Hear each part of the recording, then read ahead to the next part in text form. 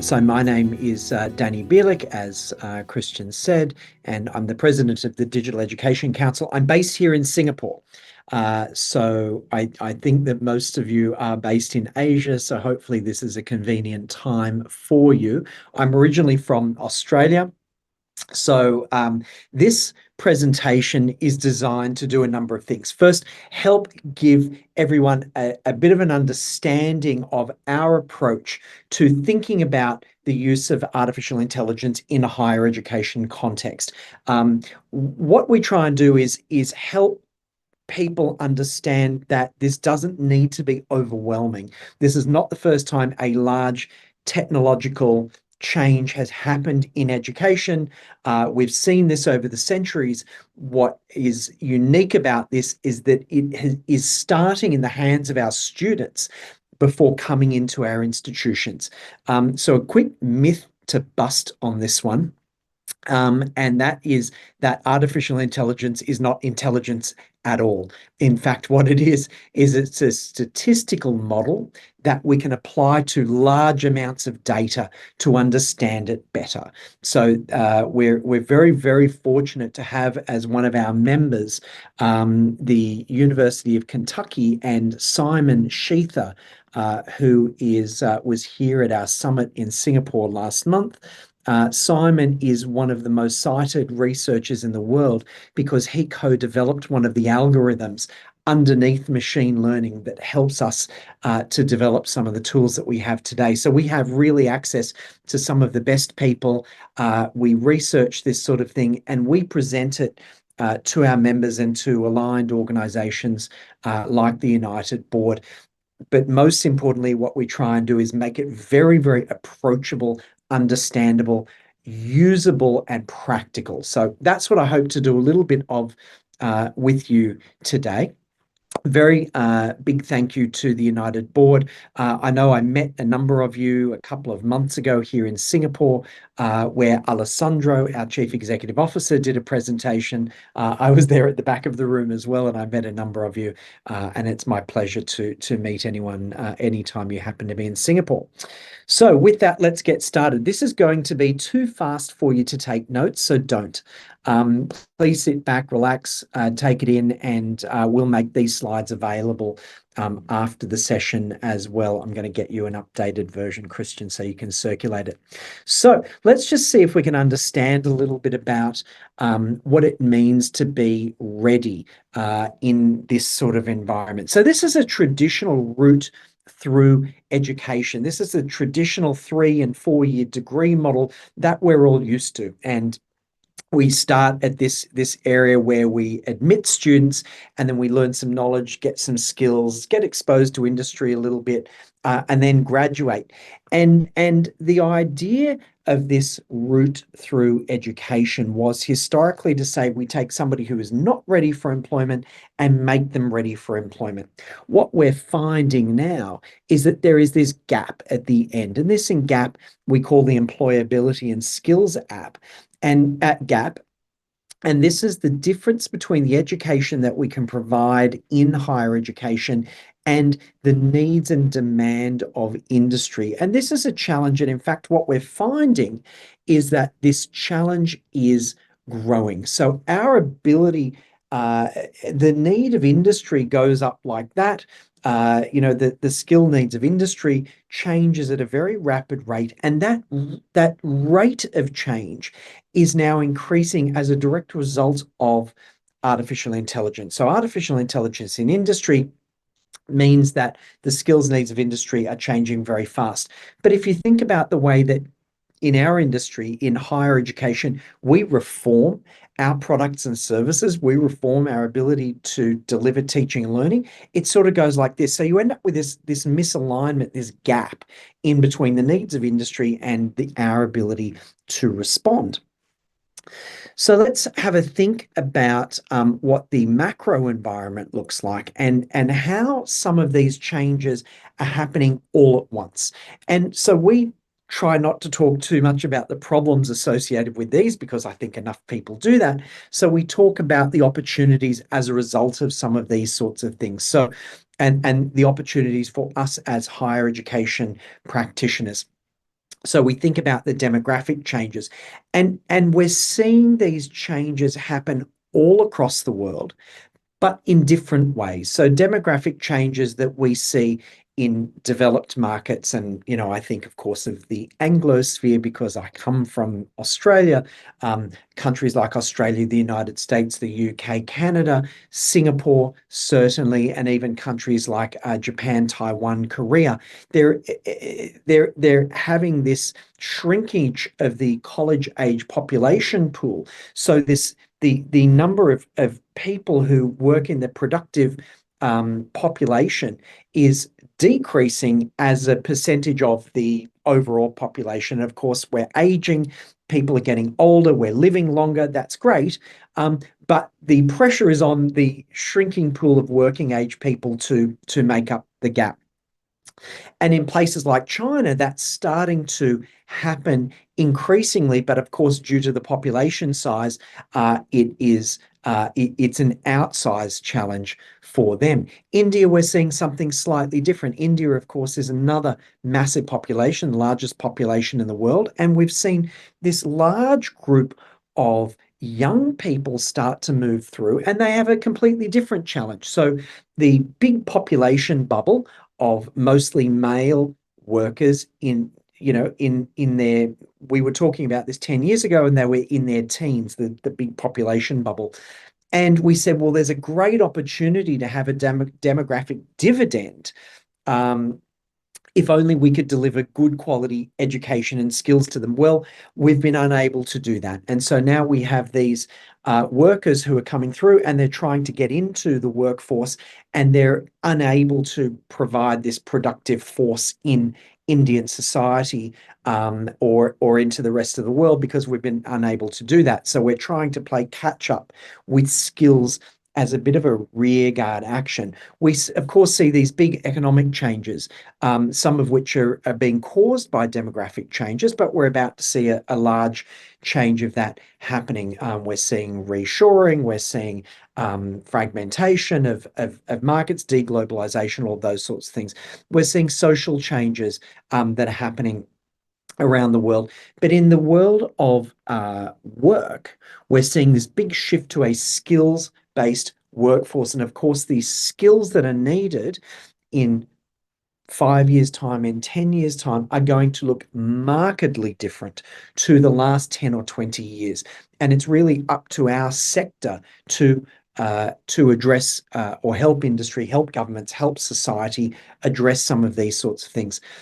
We talk down here in this corner about rapid technological advancement. Artificial intelligence is one part of that. But of course, we're seeing enormous changes in semiconductors, in mobility technologies, EVs, and all of that sort of stuff. We're seeing changes in the energy sector. We're seeing new emerging technologies like quantum computing, and all of these sorts of things are happening again at this increasing speed. And so the changes to the nature of work are going to come through. And then, of course, emerging educational business models closer to home for us in the higher education sector. I recognize the population that I'm speaking to now work in some very large key markets, and you may feel as if you're immune to some of these challenger higher education business models. And I would suggest to you to have a think about how you adapt your higher education business models. Part of the work that we've done at the Digital Education Council is not just looking at artificial intelligence as a technology, but looking at what all of these different challenges and changes mean, and how the higher education business model, or the university and college business model, needs to change to adapt to some of these sorts of things. And as a membership organization, this is the sort of work that we do, not just providing these briefings, but in a very practical way to help members address some of these challenges in their local environment. So what are the macro trends, and how do we end up here? So we think about a lot about human behavior, and this Netflix moment that we see as a key macro trend is really about, it's a bit of a sort of catchy way to say, well, people assume that everything happens the instant they want it to happen because that's the way a lot of their life operates right now. And if we don't meet the moment as universities and higher education providers and provide an experience to students that looks similar to the way the rest of their life operates, then it's really challenging to remain relevant. We think about datafication and the digitization of so much of the economy that has already happened. Well, how do we do that for education? What are the potential benefits and advantages that we can provide to our students, employers, and societies? The platform economy gives us an opportunity to think about what is our role as providers of education. Does it need to be fully vertically integrated? And I know I'm going to sound a little bit like an MBA professor right now, but do we need to think about um, uh, our role as being fully vertically integrated, that we own the intellectual property that we teach, that our professors are directly employed by us, that our students are directly enrolled with us, and that everything happens inside our walls? Or is there a broader relationship that we can have, and what might that look like? And of course, the time sensitivity that this is increasing in speed, but our message, of course, is that this is not a time to panic. This is a time to think about how we create our structures to come and meet the moment. So let's have a bit of a chat about what we see happening out there in the market. And this is actually a student survey that we did. And I know that some of you were here in Singapore and will probably recognize some of this. Some of you will see some of this published in higher education journals, and we were recently published in Fortune magazine with some of this data. This is a student survey that we did and we published in August. About 4,000 students across 16 countries were surveyed, and it was exceptionally consistent. This is the big message from this, is that this experience is exceptionally consistent across institutions, across countries, across domains, across undergrad, postgrad, PhD students. About 86% of students are already using artificial intelligence in their studies, and more than half are using it on at least a weekly basis. What are they using it for?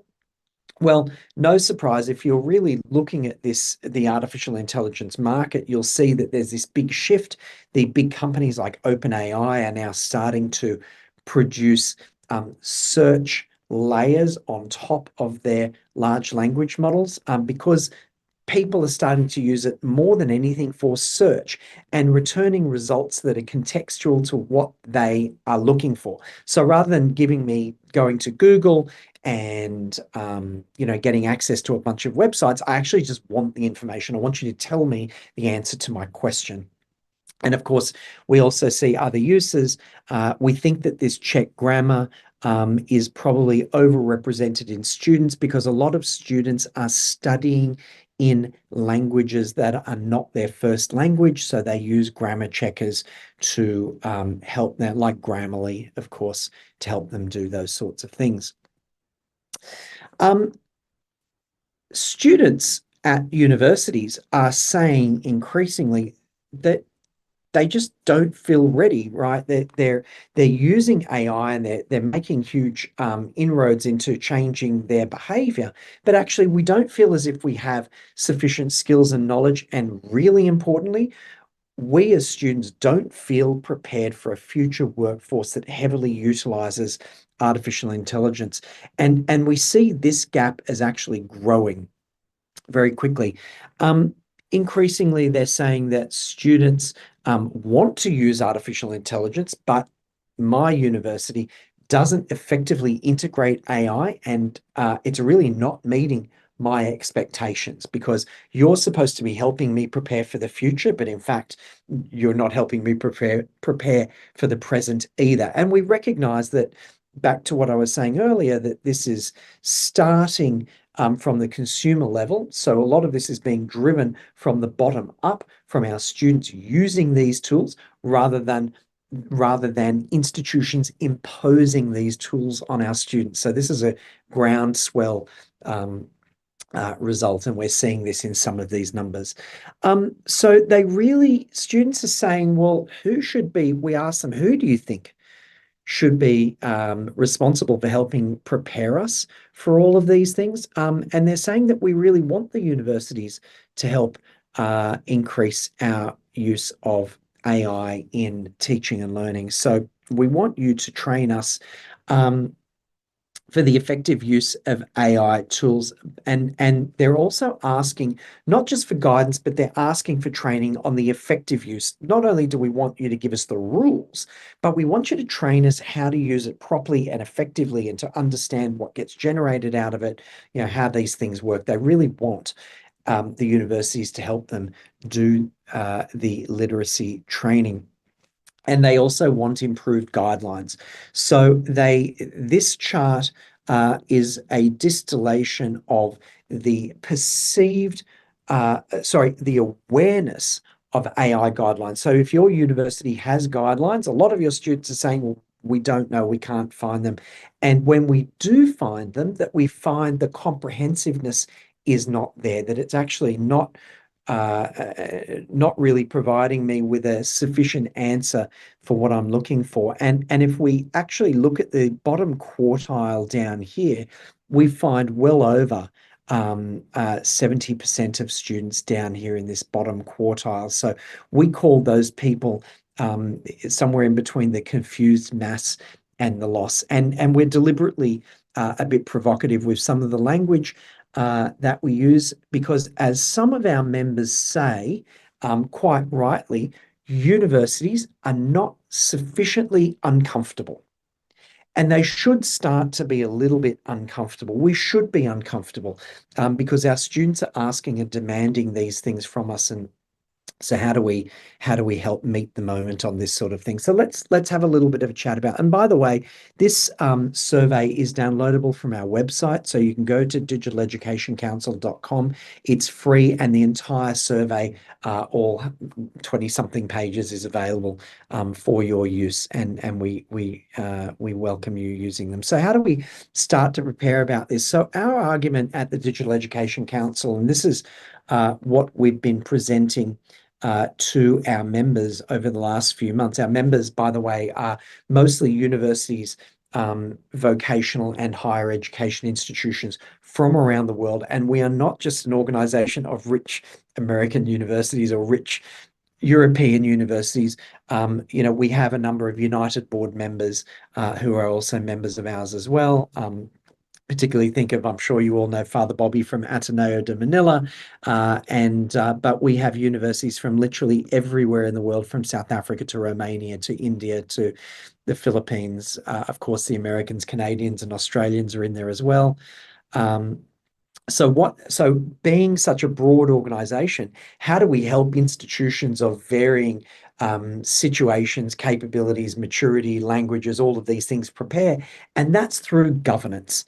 And so this word governance, of course, we often find quite challenging because we think about, boards and committees and rules, Robert's Rules of Order, and all of these sorts of things. So as organizer, as a council, we want to make this concept very approachable. So we provided something called the Digital Education Council AI Governance Framework. And this is designed to be a very approachable way of looking at some of these sorts of things. So hopefully my pointer works, and because I'm going to point to a few things here. So we think about this often in terms of the objectives. What are we trying to achieve here? We want good learning outcomes.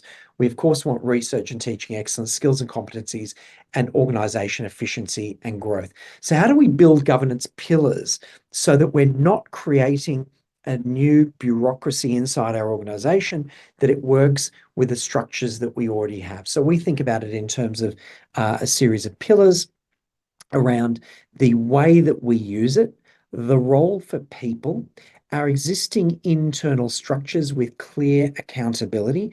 And one of the big things at the Digital Education Council we talk about a lot is blind spots. And we think that communication is a really, really big blind spot. And so sitting underneath these four pillars, we have a series of principles that we can all agree on, that it should be about people, it should be transparent and explainable, it should be fair, accountable, and safe for people to use. So if we can all agree on these sorts of principles, let's think about how we approach these sorts of things. So this is a typical risk-based approach of these sorts of things, and we've built this five band model. And again, we encourage you to use this, and we've provided examples, not because we're telling you how to use them, but because these are suggestions and recommendations. And the real power for us in this as a council is not to tell you what to do, but to actually give you the structures and collect the information back on how you are using it so that we can turn that back into information for you to use. And I'll show you some examples of where we've done that in a moment, and we hope you find this really, really usable. So this is just one way of thinking about it from a risk-based point of view, to say, well, what are we okay with students using without any rules? What is absolutely prohibited at our institution, and everything else in between? And so this is a way for you to think about this for all the various use cases. And I'll show you in a moment how we think about that. And so this is when we then started to research this, and we looked at over 125 universities across all 6 continents around the world. And we said, well, okay, this is great, all of these structures and things that we talk about. How are people actually using this today in 2024? So we looked around the world and we said, when they think about use cases, we often, I'm going to try and draw on this, so bear with me. There we go, I can draw. All right. So a lot of rules are about prohibition, things you absolutely cannot use at your institution. And a number are about use with compliance. You have to comply with a certain number of rules in order to use a particular tool. And then, of course, we see things like Grammarly pop up a lot, where, institutions are okay with people using it quite freely. But then we also see a lot of stuff in here in this grey box in the middle, where universities have this default position of use with disclosure. Over the next 12 months or so, we think that there's going to be a big move in this direction towards more codification. So this is a lot of work for organizations to say, well, how do we build rule after rule after rule after rule around all of the various use cases? And we think most are going to land in this area of use with compliance. Okay.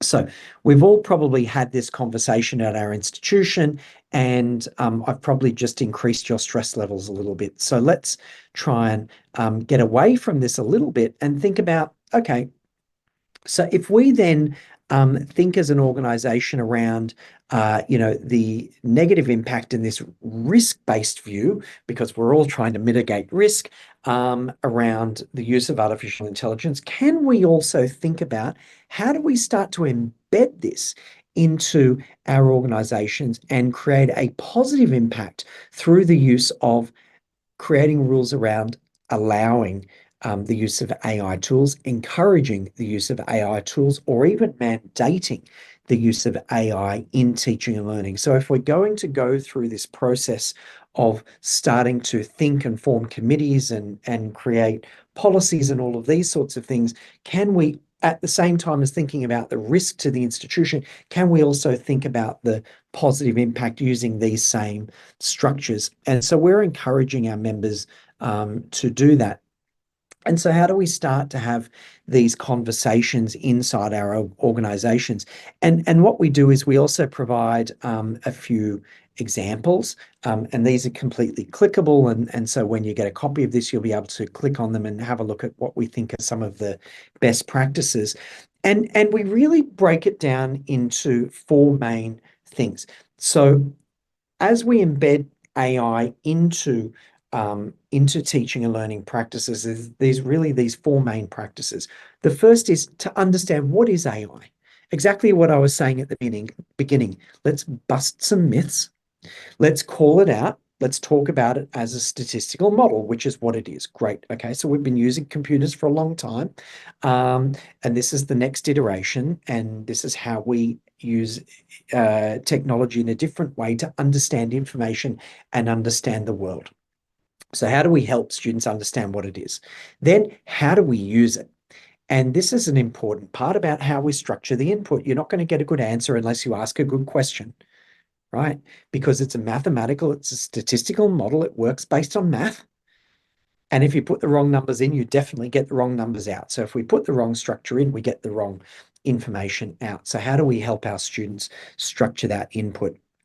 Then, more importantly, we've all heard about hallucinations. So if we begin to understand what's inside these models, what are the data sets, how do the algorithms work, what machines do they work on, how does it cook an answer for us, then we can start to evaluate the output. And this is really important because we actually have this discussion that we've had numerous times in the Digital Education Council. We call it the concept of the AI idiot. Again, very provocative. This actually comes from somebody who has provided us with this model. Professor Douglas Arne from the University of Hong Kong. And he talks about this concept of the AI idiot. And this is somebody who badly structures input, doesn't understand the model, and then takes the answer at face value. Well, so if we can help our students to really understand where this came from and how we can use and evaluate the output, then we create better informed citizens. And so this is a really, really important part along the journey to using artificial intelligence as a learning companion, which is effectively where we think we're going to end up with this, right? So let's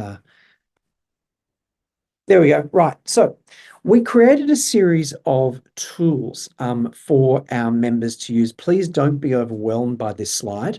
I'm going to walk you through a little bit. So we've done some work recently for our member institutions, understanding how do you develop these guidelines, given all of these sorts of things, and given the outcomes that we're looking for, given the governance structures that we want to set up. We've set all of these things up. How do we proceed to create rules? Well, there are many ways that you can do it. Often today in 2024, the decision making is devolved to the professor. So on a course by course basis, a professor says, you can use this tool this way, you cannot use a tool that way, right? And that creates a range of challenges for institutions, of course, about how you resource these things, the way that you devolve the understanding that you have as an institution about the way these things work, the way we experiment with better teaching and learning practices, and the risk for the organization of using some of these tools. So we created a range of ways of communicating the use of AI tools inside a university, not just from the top down, but also from the bottom up. And so how we involve our rule and policy makers, our senior management, how we involve people at the school level, how we involve our faculty, how we involve our students in these sorts of things. And this is one example of that. And that's about developing guidelines at a school level. And so we looked around the world at the way this is already being done, and you'll see these little indicators here, red, yellow, and green, about the level of maturity that we see when we look at this around the world. So this is creating guidelines at a school level, and based on the rules from the institution. So how do we start to do that? We think about the way we develop these policies on a use case by use case basis. Are we talking about ChatGPT? Are we talking about Grammarly? Are we talking about Gemini? Are we talking about some bespoke models that are interesting? Different models for art and architecture are different to models for medicine and finance. So, how do we think about these at a school level? And the role of risk and the role inside teaching and learning. How do we innovate and build an innovation process? And so that we're not just thinking about rules to box people in or to create punishment processes that cause so much fear that nobody does anything with this. We have to also at the same time think about how do we stimulate innovation? How do we get people to experiment in a safe way? How do we provide the resources for them to do that so they don't cause any damage or harm? And report back to us and start to build these things and go, you know what, this is a great tool. And I really think it can enhance learning or increase access to learning this way. How do we stimulate that process? And then how do we create literacy training for our students and our faculty across the school? And what sort of approval processes do we have for the use of rules?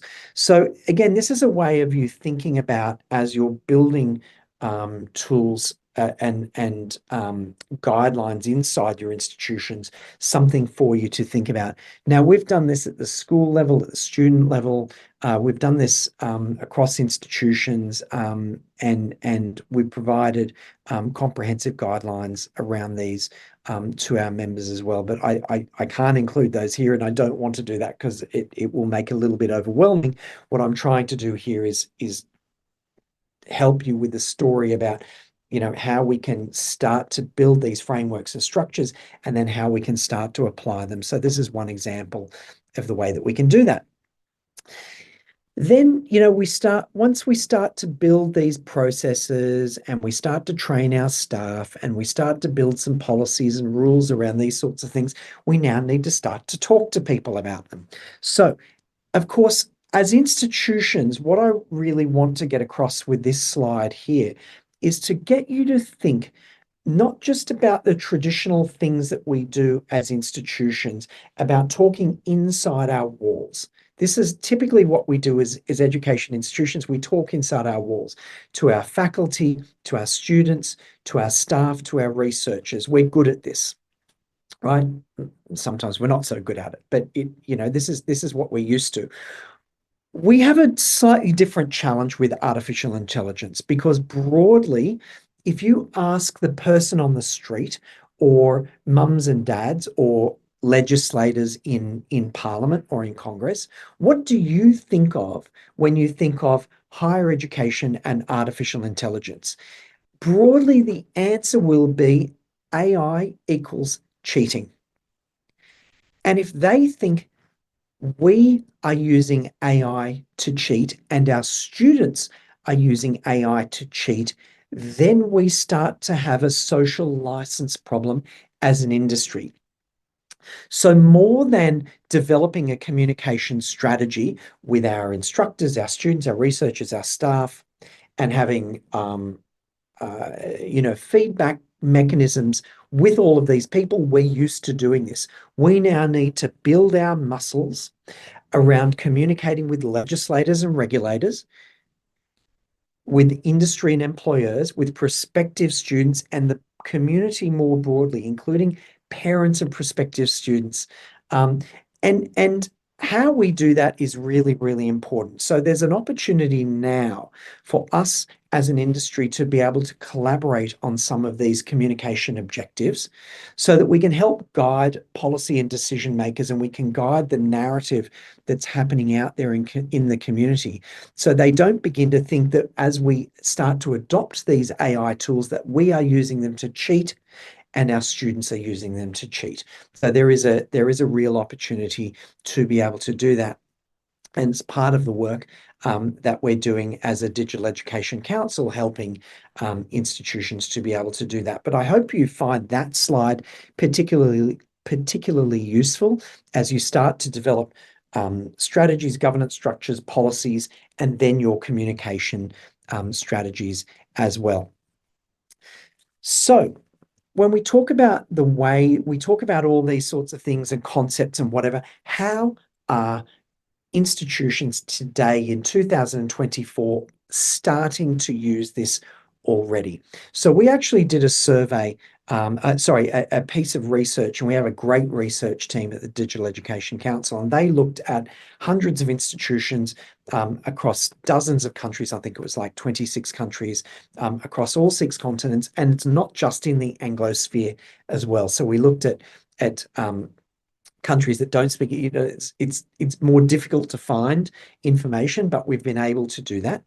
And we started to map it. And so we've done this across AI use in teaching, AI use in research, and AI use in assignments. And we provided this as a briefing to our members in October. And so I'm going to show you a little bit about this, just the AI in teaching use. And I hope you find this really, really usable. Just as a broad map, you can start to see up here on the y-axis. No, I'm going to go back. There we go. On the y-axis, you've got the frequency of policy making, and then the types of policies that people, that institutions are making for their staff and their students. And what we see as a very common approach today, as I mentioned, is this decentralized approach where a lot of these decisions are being devolved to the professor. We think that's going to change, particularly over the next 12 months as institutions and schools start to take this much more seriously. So, and then as we also see some really, really big gaps in here as well. We talk a lot about use with disclosure, but actually we're not seeing much evidence of it, or not as much as you would expect. And in some areas, we're seeing lots of prohibition around the creation of teaching materials. They don't like using ChatGPT to write class outlines. And I'm not suggesting that's good or bad. We're just reflecting what we're seeing out there in the market, and also AI in grading and generating feedback. We're seeing lots of prohibition around this sorts of things. And of course, the AI detector model, our friends from Turnitin and all of these sorts of companies, I think we've all been through a little bit of a journey around this, and we read all the reports in the newspapers around false positive detection, and we think this is pretty much dead as a concept. So you can save your money on that one. And so then we started to break it down and say, okay, well, we're talking about AI in teaching. Let's look at the concept of creating content. So we're talking here about creating content, and we looked at some common approaches around the world, and we broke it down and made it very, very usable. And we hope you start to use this. And we see lots and lots of open use for generating syllabus components. But we also see lots of prohibition as well. So it's from one end of the extreme to the other, which was really, really interesting in our findings. And you see this represented. It's a way of you being able to visually understand what we're seeing here. And we think that a lot of these practices are very, very controversial. So we built this into each of these slides. We built this little maturity score indicator to get you to understand where policies are being developed at institutions, how mature we think these are. And so we think that there's some ways to go on this, but we wanted to represent to you where they are today in 2024. What we've also done here in these slides is that we've provided some best practices. So University of Saskatchewan in Canada is a Digital Education Council member, and they have some great best practices in this area. So that's content creation. And then we also looked at learning support. So this is an area we know a lot of people are thinking about right now. And so learning support, what do we think of when we think about learning support? We think about chatbots to support students. 24 hours a day, we can provide support to our students, and it's going to be amazing, and everyone's going to be happy, right? That's the sales pitch for this. But we're starting to see this creep in. We're seeing people test these things, but of course there are concerns around the use of these sorts of things. So the sorts of common approaches that we're seeing is that we're okay to permit it sometimes as an institution, but you as a vendor, when we go to these vendors or the vendors come to us and they're trying to sell these tools, you must be able to have very, very strict rules around data privacy and compliance. And we're also seeing a lot of universities developing their own AI tutoring chatbots. And again, we've provided some great examples of how this is being done. So we've looked at content creation, we looked at learning support. Let's look very quickly at the use in classrooms. So how are people looking at it? There's broadly two different approaches here. You've got a very proactive approach, and you've also got a bit of a conservative approach. And we think this is happening a lot at the school level.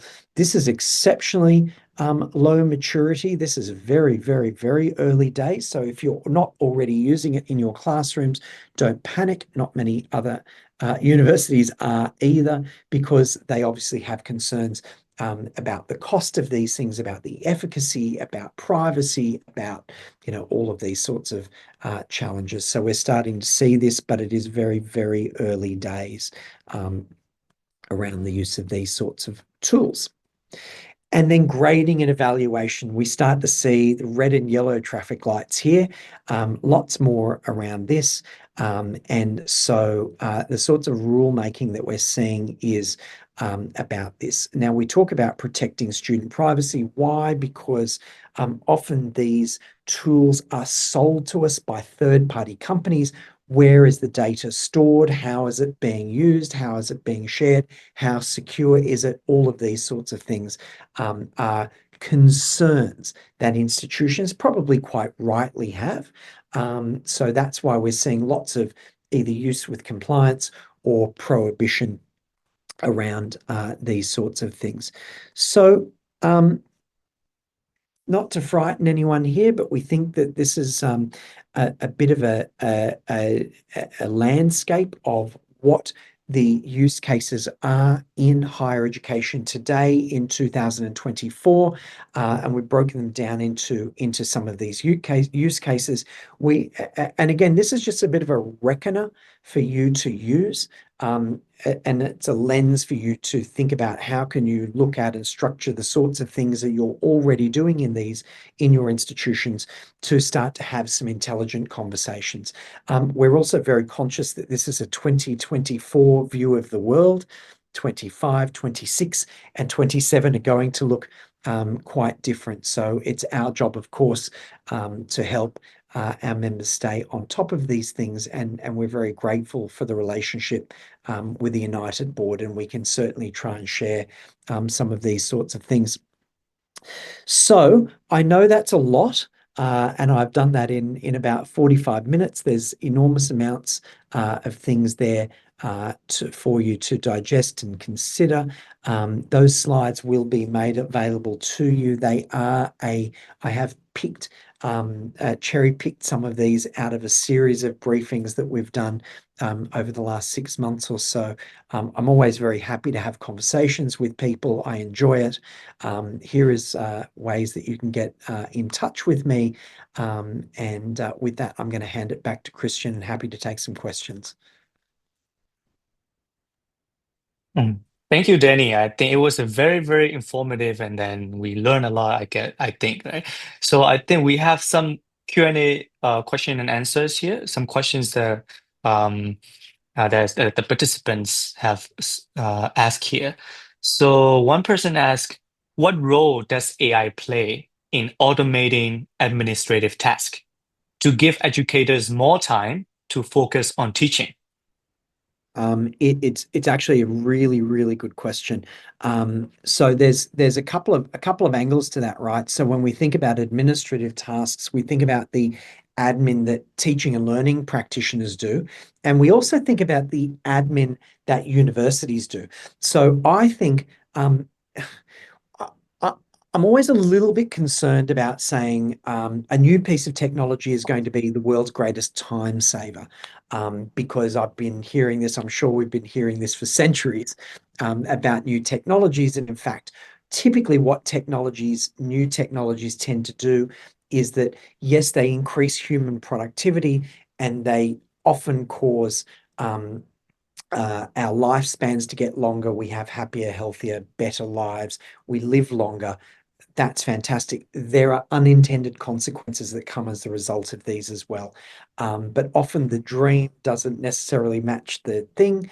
I'd like to think that there's a lot of time saving that can be done. I use it to save me time when I'm creating presentations, not because I want it to write content for me, but because I want it to check what I've done, because I want to stimulate ideas. Often I'll put non-sensitive, what do you call it? Non-confidential things into a tool like ChatGPT and say, what have I missed? What could I have worded better? So I think there's some things that will make us better, some things that will save us time. I hope there's a lot that saves us time. But in terms of the other aspect of admin, we're seeing a lot of tools being used today already in university administration, particularly in admissions. Now, this is a very difficult area because we talk about it, AI being a statistical model. Inside those models, it's a black box. We don't see inside them, but what prejudices and what biases exist inside those data models? I think about my friend Himanshu Rai at the Indian Institute of Management in Indore.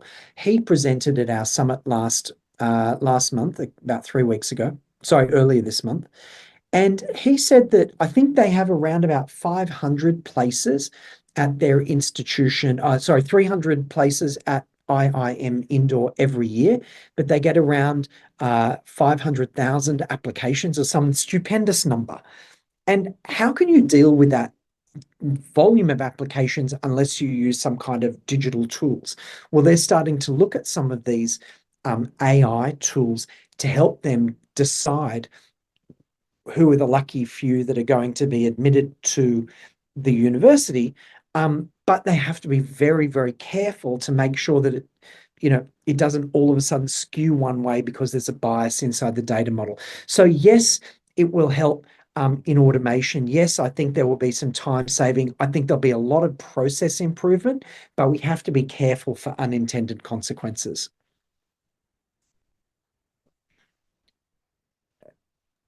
Thank you for the answer, Danny. I think we still have a couple more questions asked in here. So I'm just going to answer the question. Oh, sorry, ask the question to you here. Are there any examples where AI has successfully bridged learning gaps caused by socioeconomic disparities? Yeah, this is the question for me. I love this. I think we spend as a society, as a species, we spend so much money and so much energy on higher education. We do not have the impact that we should be having. We can do so much more. We can reach so many more people.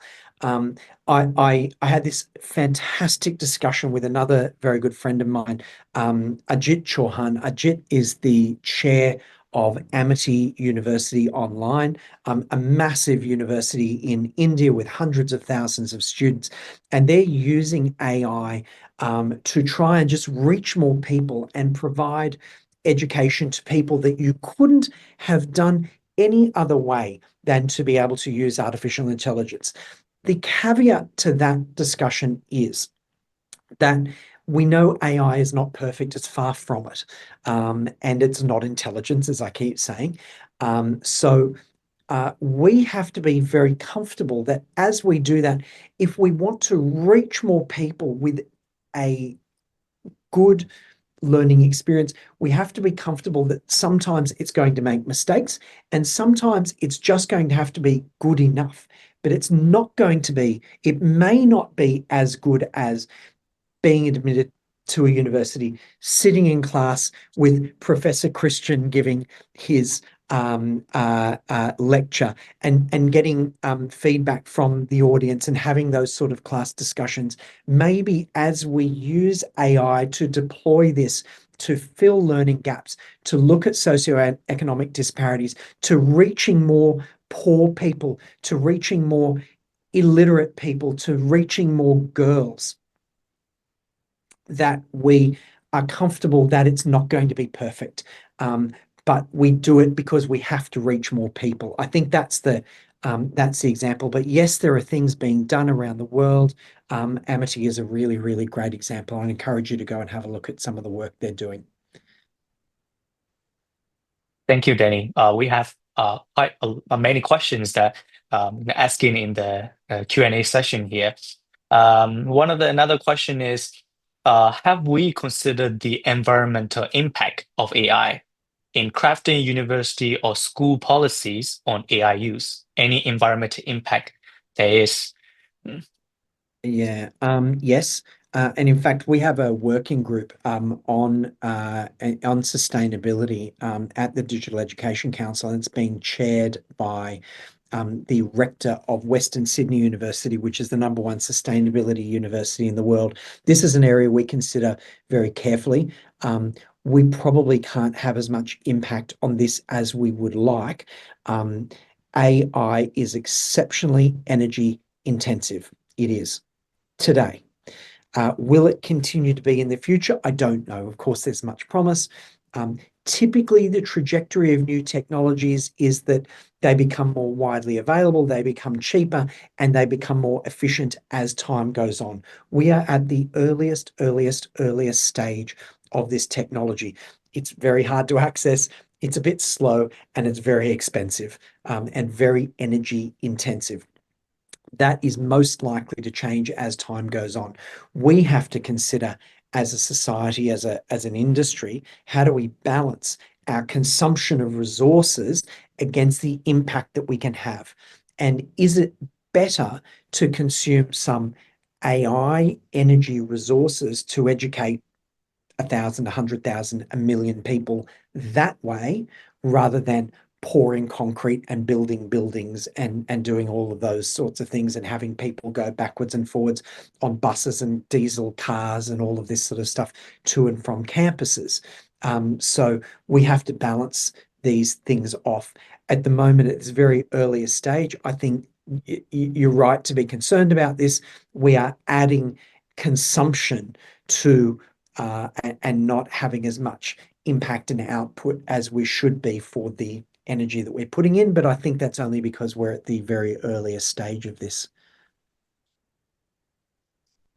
So the next question is, they were asking if this survey, DEC survey, available for institutions to use. Absolutely. Please go and have a look at digitaleducationcouncil.com, and you can click on publications and you'll see the AI student survey. Can I just say, while I've got everybody here, we are doing a faculty version of this. So an AI faculty survey for that's going to be done across the world, and we're going to publish this again, probably in January, but we're doing the survey right now. We are encouraging universities, members and non-member universities, to join the survey. And for any university that joins the faculty survey, we're giving them a copy of the benchmarking report as well as the report. So the confidential benchmarking report for their institution. If you want to get involved, please do. We'd really love you to do it. It's free. And you've got my email address and my LinkedIn on the screen. So please reach out to me and we'll make sure that you get involved. But yes, free Yes. on the website. Yeah. From the United Board also, we will also share these information as well. And we'll also send out this survey to everybody who would like to participate in here, so that it will be very collective efforts that we're putting in to get really accurate results coming back, right? Yeah, another question. This is a very important presentation, especially for us working toward an institutional policy on AI use. Yeah, this recording will be available, and I will share that with you after the session today. And so yeah, the slides will be also shared as well. So I think I will move on to the next question. Next question is, in the cases where students input their ideas to an AI to correct their grammar, what are the ethical implications of AI using the student's idea to train its data? Yep. Where does the data go? What's done with it? How does it get used or abused in other ways? This is the #1 concern, I think, of a lot of people when they use them. But they are using them. So what are the ethical implications? I think universities are beginning to just approach this as a problem right now. And so if a student one of the reasons why, if you go back to the slides that I showed a moment ago, where we looked at the different use cases and some of the ways that people are making policies around them, when we looked at research, There's lots of red. Do not, do not, do not use this, right? Why? Because you have an idea, you have a thought about something, you have something that's going to be so innovative, but it's so secret, and then you want the help from an AI tool. And so you go online and start typing all your information. You upload all your confidential information to some server. Most people think it's on their computer. It's not. It's in some server rack in often in another country, often somebody else's computers, somebody else's software, and you've clicked on, I agree to the terms and conditions of the use of this service. What you've agreed to is that they can take all of your confidential information and they can turn it into something else and spit it back out, in some other way. Yes, it's a concern. It's a huge concern. And so one of the things that these AI governance processes that universities are now starting to put in place need to be on top of is when we say, yes, we want students and faculty to use these things, how and where is all of this? So often what we're seeing is the big companies, the Microsofts and Amazons and Googles coming to universities and saying, we can sell you a version of ChatGPT or Gemini that you can use in your organization that lives in a box. It lives inside a walled garden, and anything you type in never leaves. It never goes out of your university. They're starting to sell that. It's exceptionally expensive to do it that way. The other way, of course, you can do it is to build your own. But so we encourage you to do a number of things. One is, of course, consider these things and think about it carefully. But also, you need to have part of our governance process is to have people in place who are the people you can go to ask these questions that have some expertise. Every university has one or two or three people who really deeply understand these issues. Put them in a position, give them a role, have a process where you can ask these questions and say, you know what, we're thinking about doing this. Is it okay? Is there a way we can test this or roll this out to our students in a way that is safe? And how do we do that?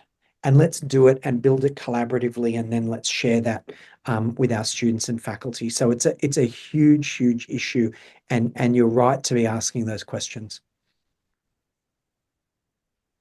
Yeah.